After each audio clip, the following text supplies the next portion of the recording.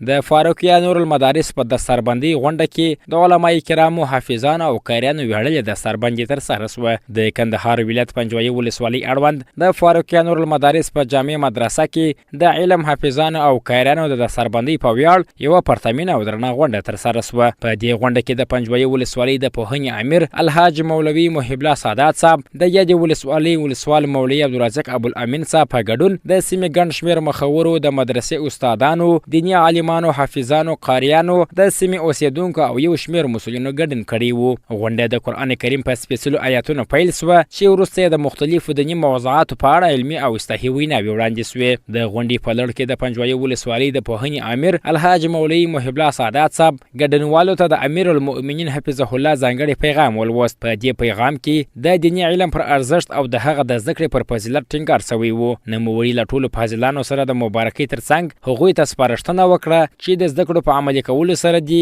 د ټولنې د اصلاح لپاره کوښښ وکړي. ورپسې د ولسوالۍ ولسوال مولوي عبدالرزاق ابوالامین صاحب ګډونوالو ته وینا وکړه. هغه په خپله وینا کې نوي فارغانو ته د علم د عملي کولو اړوند د سپارښتنو ترڅنګ هغوی ته مبارکي وویل او د هغوی هڅې وستایلې. همدارنګه په دې غونډه کې یو شمېر نورو مسؤلینو او علماء کرامو هم ګډون کړی وو چې هغوی د دیني علم پر اهمیت خبرې وکړې او د مدرسې فارغانو او استادانو هڅې وستایلې. د غونډې وروستۍ برخه کې د دستربندۍ مراسم ترسره شول چې پکې نوي فارغانو، حافظانو او قاریانو ته د علم په ویاړ د دستار تاج ور پر سر سو.